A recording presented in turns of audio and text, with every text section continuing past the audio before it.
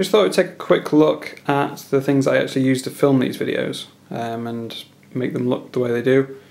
I realise not everyone will be interested, but hopefully there'll be a couple of people that are at least a little bit interested. I'll give like a brief kind of review of each thing as we get to it, but let's start with the Canon XA10 camera, or video camera. I can't remember what model microphone it is that's on there. I think it's an Audio Technica, I can't remember. Basically this is just a kind of easy to use video camera that gives pretty decent results. It's got autofocus and decent zoom, everything like that, so it's quite easy for me or Si to just pick it up and just film something straight away. And also the microphone is pretty decent compared to the standard microphone that's in this camera that I'm filming with. The camera that I'm filming with is a Canon 550D, which I think in America is called a Rebel T2 or something like that. Not quite sure why it's called something different there, but oh well. So yeah, so that's a great camera for just kind of picking up and just filming stuff straight away. It's got LCD screen, kind of anyone can use that camera. The camera that I'm filming with, the 550D, that's a bit more of a pain in the ass. I mean, you'll see as I'm filming around this that I have to keep changing the focus, and it's really thin, like the depth of field focus on it. What I mean by that is there's only like a very sort of thin line where things are actually in focus. Like if we look at that, you can see that's slightly out of focus now. If I get that in focus, then the GoPros behind it are out of focus. So it's very hard to use kind of in a moving scene.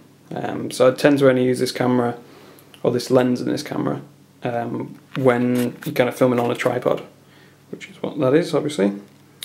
When you're filming something just stationary, just so like all the stationary shots of cars in the videos I filmed with this Canon 550D.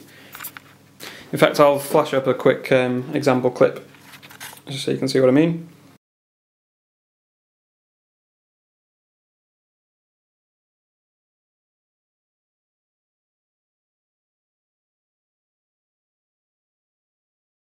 Yeah, so that was filmed with this camera that I'm filming with now. And it gives really good results for stuff like that. But like I say, it's not great for if you're constantly sort of moving around and you need to keep refocusing all the time. Right, next the GoPros. I'm sure a lot of people are familiar with these, but I'll just quickly give you my thoughts on them. There's a GoPro Hero 2, Hero 3 and a 3 Plus. Basically any shot where the car's moving and we're filming is probably done with these. Like the one that I posted recently of me driving and talking about the microphone test, that was all filmed with one of these. And then there's a few accessories for them. If you're wondering why I've got so many GoPros, just kind of because I've bought the latest ones as they've come out, just because they're obviously slightly better than the previous ones. And there's no reason to throw the old ones away because it's quite handy having more than one sometimes. There's like an LCD screen, battery pack and a spare housing thing for that. This is the microphone that I bought that I used in the last video where I was talking about the tyre and the microphone test. The microphone itself was pretty cheap, I think it was like £5 or £6 or something from Amazon. But that little thing that you see next to it, the little sort of USB to headphone adapter, or whatever it's called, that was like £20 I think, which seems a lot for a tiny little converter, but you need to use that to get it to plug into the GoPro, so kind of didn't have a choice there. Next thing, the Quadcopter. This is a very recent purchase and I crashed it into a wall shortly after buying it, so not got that much footage with it yet, but from the initial sort of test flights we did with it, you can get some really good results with it, but it's quite hard, especially if it's windy. It's quite hard to kind of keep it smooth and kind of get a decent long shot with it. It's good for like a quick sort of 2-second shot, but if you want anything longer than that and kind of an accurate shot, it's kind of hard, but I don't know, a bit more practice and we'll probably get a bit better with that. The tripod, that's a pretty heavy duty tripod that came with that camera. I don't use that tripod much, to be honest. I've got a smaller, lighter one that I use instead most of the time. That lens, like I said, is a spare one for this. It's just different zoom level and stuff like that. This thing, this was quite expensive. I think it was about £300, something like that. I don't know what the proper name is, but I just call it a crane.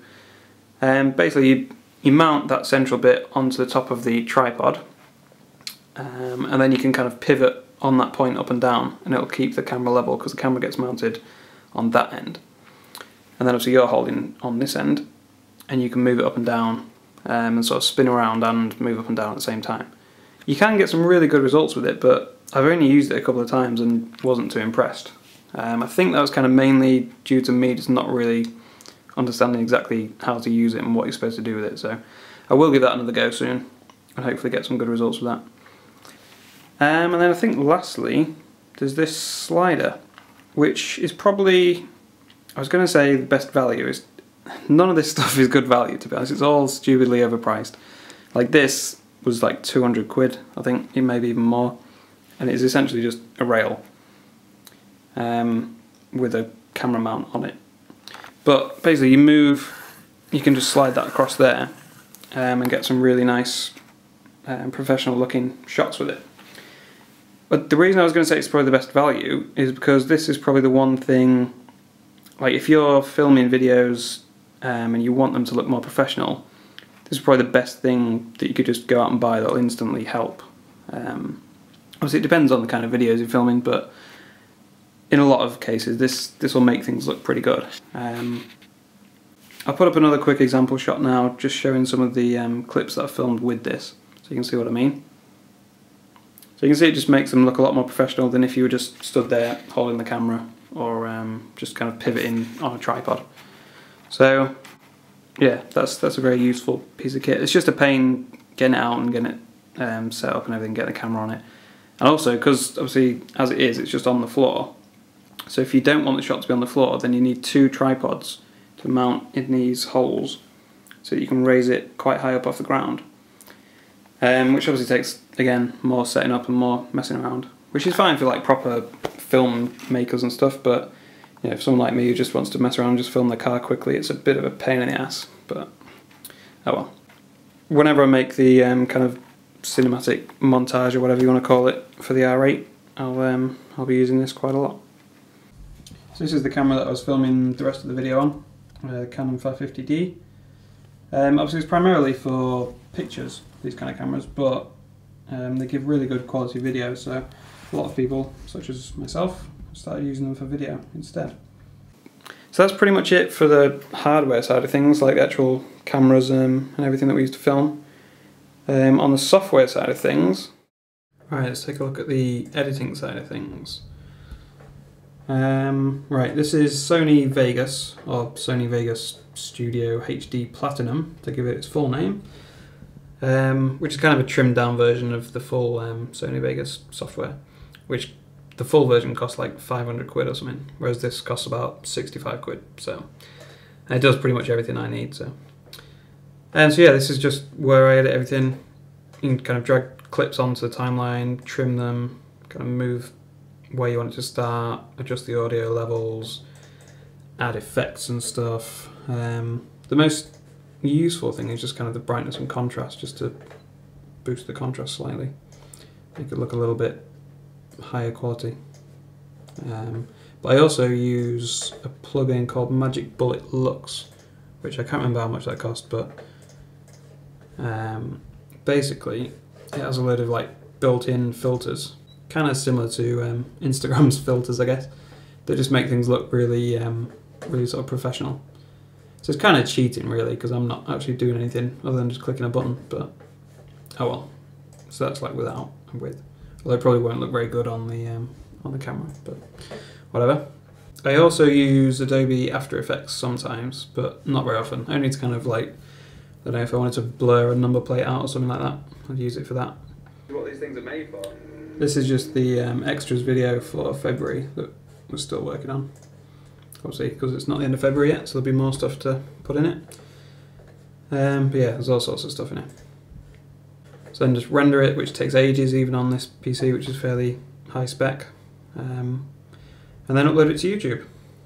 And that's pretty much it.